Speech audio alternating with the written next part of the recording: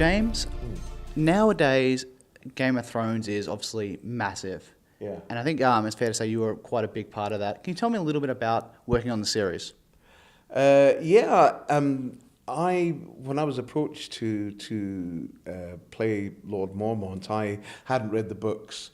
I didn't realise that there was such a huge fan base of the books, and it was remarkable the first season to go onto this set, which looked just fantastic. It was amazing. But even after we finished the first season, I was doing some ADR in Los Angeles, and David Benioff and Dan White's the two producers. I said to them, "Do you think we've got a chance for a second season?" And at that time, they said, "Yeah, well, we're hoping it'll go okay." So no one really expected the huge dynamic success it was going to be. It was extraordinary. I think when you look at it now, people would be shocked if it doesn't go for the next 10 years. Yeah, somebody told me that one of the heads of HBO had said, we expect 10 seasons out of this. And I'm pretty sure that will be the case. It's one of those series that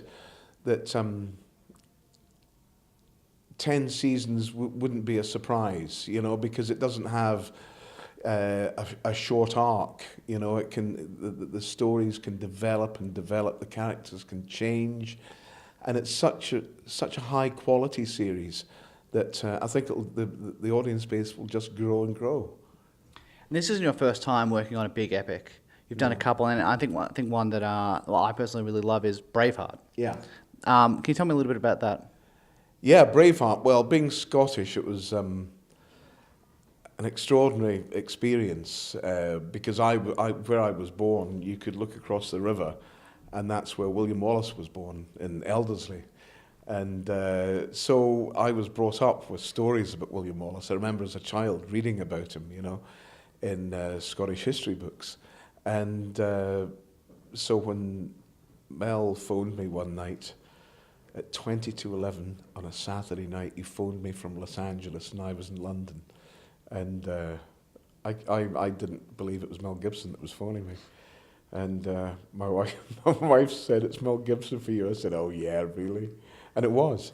And so that was a really special time for me.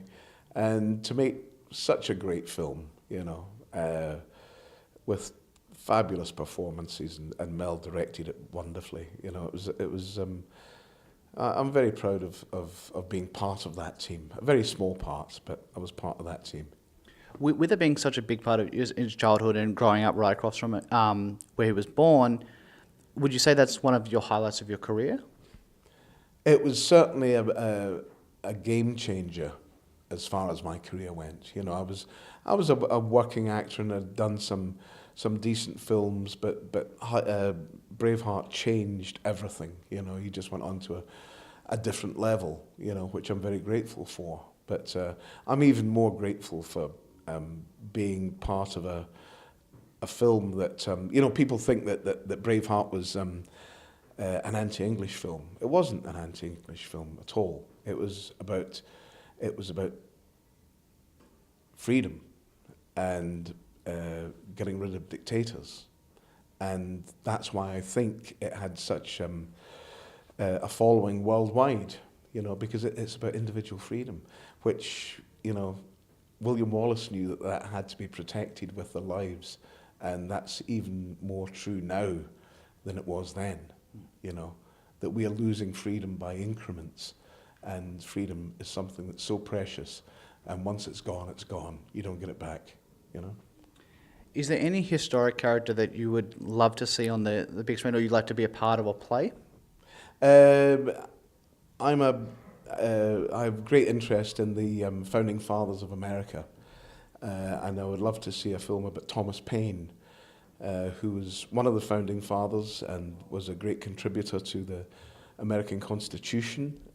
He was a great influence on Thomas Jefferson, who was, the author of the Constitution. But he was a man who was so outspoken for his time, and a committed atheist, and he was an extraordinary man, and has never been given the the accolade that he should have received. And I think it's about time America addressed that, made redress, and made a film about such a wonderful man that changed America. I look forward to it. Hopefully we can make it happen. But Maybe thank one you. day. Maybe one day. Thank you very much for your time. It's my pleasure. Thank you. Thank you.